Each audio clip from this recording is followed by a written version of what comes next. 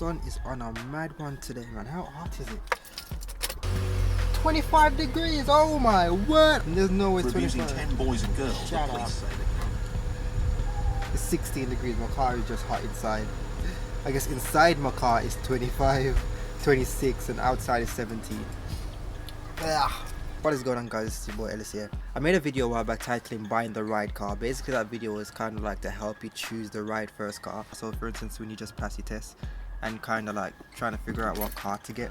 Example being like, for me personally, I wanted a fast car for my first car, not a banger, so that video kind of explained why. So before you watch this one, go check that one out. What this video is about is the methods of buying your first car, so whether that be finance, cash or loan. I'm going to explain them three methods: cash, finance and loans. I financed my car. How finance work is you can either have a deposit or not have a deposit, but the higher deposit, then it gives you a bit more flexibility when it comes to monthly payments and how long the finance term is going to be.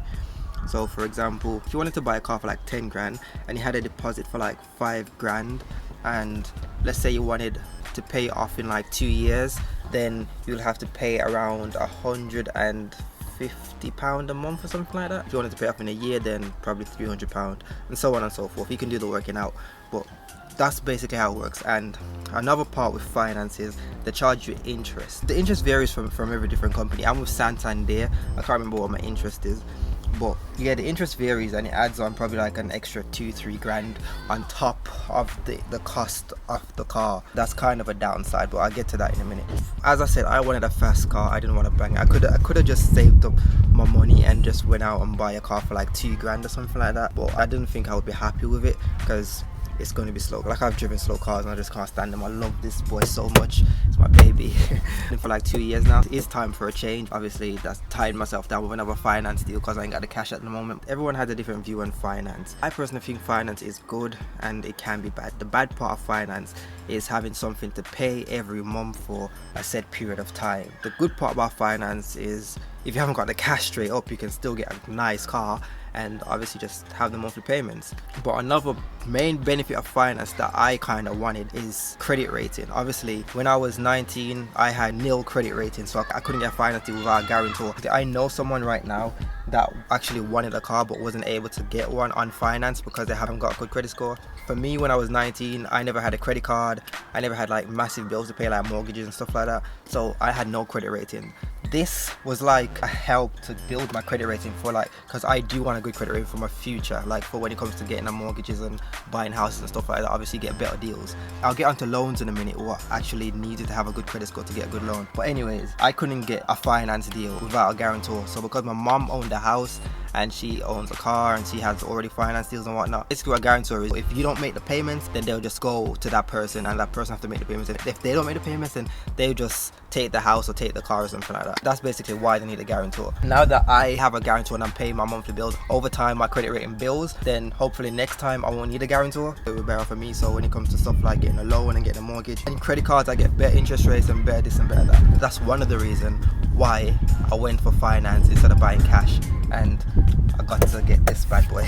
So from my experience with finance, like, sometimes it does annoy me that I do have to pay that set amount every month. Like, I'd rather have that money, but that's one of the sacrifices that you basically have to make. So I just get over it, and then in the long run I have a good credit rating. Getting a mortgage won't be too difficult.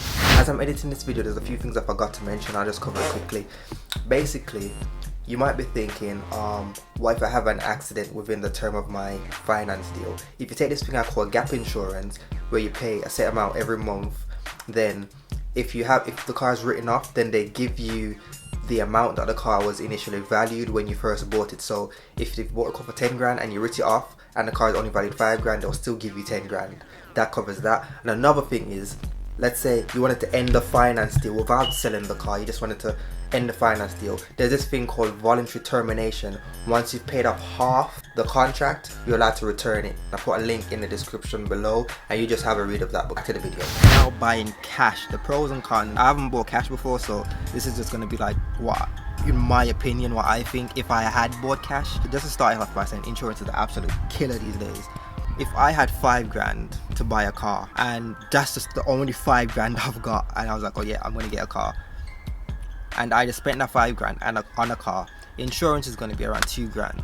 So right there, you're kind of screwed. Yeah, you can pay monthly, but then again, you kind of need a good credit rating to get good annual rates on insurance, because insurance, when you pay monthly, they do charge you interest. So you do need good credit to get. So you see, credit just adds up to everything these days. If you was meant to buy a car for 5 grand and you spend that 5 grand, now you have to pay 2,500 for insurance, because bear in mind you're like 18, 19, and that's around the average cost for 18, 19-year-olds insurance, around about 2,500. Where are you gonna get 2,500 from? Exactly. Whereas if you decided to go finance, you would have probably said, okay, let's put 3 grand on this car. It's cost 5 grand, so let's put 3 grand on and pay the rest of the monthly payments, and I have 2 grand for my insurance. So you pay the 2 grand for insurance, and you probably have to pay like an extra £10 a month for the rest of the year or something like that. In that sense, you then build in your credit and you don't really have a lot to pay, but it's kind of going to be reduced. Whereas if you just go straight out finance, and then yeah, you get the drift what I'm trying to say.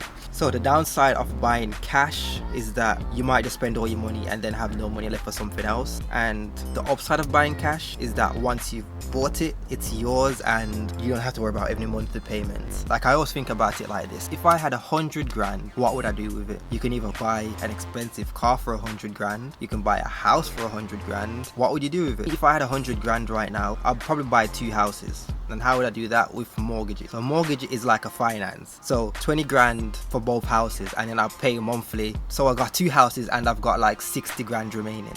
How is that not a good deal? If I decide to sell them houses and the prices of the houses go up by like 10 grand within a year, then that's a 20 grand profit. Like, I just have that logical way of thinking when it comes to spending money. Now let's talk about getting a loan. A loan is more likely to be with your bank and like the company that you bank with, where I don't bank with Santander at all. It was just the finance company that gave me an offer. Whereas if I was supposed to take out a loan, I'm with Halifax, so they would actually give me a cheaper interest rate than Santander. For example, if if Santander was charging me an interest rate of like 15%, and in my bank, because of my loyalty and my good credit rating, then they'll charge me an interest rate of 5%. So obviously a loan is better once you gain a good credit score. A good credit rating just means that you pay your bills on time and you're not in any arrears where you have money outstanding, where you owe money basically. So good credit rating is essential these days. So a loan will technically be less interest rate and it will be with your bank, and it kind of has some of the same benefits and flaws as finance, but with the flaws not being so bad, saying that the monthly payments will be less, if that makes sense. Yeah, I think that covers everything. If there's anything that I haven't covered that you'd like to know, be sure to leave a comment. And obviously I'm not like a finance expert or anything like that, I'm just saying things based on my understanding. Another thing about finance before I forget to mention is, don't think that you have to stay within that deal for the complete duration of the finance term. For instance, if you're on a 5-year contract where you have to pay a certain amount every month for 5 years, you don't really have to stay with that, because if you decide to sell the car, like for instance, if I got this car for like 10 grand and let's say I paid 3 grand already, and I'm tired of it and I want to sell it, and the car is now valued around 8 grand, I'll sell the car for 8 grand, I'll pay off my finance because I've only got 7 grand left and I have a grand for myself. And in worst case scenario, bought a car for 10 grand, pay 3 grand, but the car is valued 4 grand. So you'd have to pay that 7 grand and you kind of lose out 3 grand, if that makes sense. But yeah, that's kind of like one of the downfall, but one of the benefits of finance as well. You can lose money, but also you can gain money. And I've actually kind of not really lost a lot on this car because it's got very low mileage. It's crazy. I mean, it's only got less than 15,000 miles, and it's a 2012 and it's got less than 15,000 miles. I don't drive a lot, so yeah, just leave a comment and I'll get back to that. Yay. I've seemed very unenthusiastic today.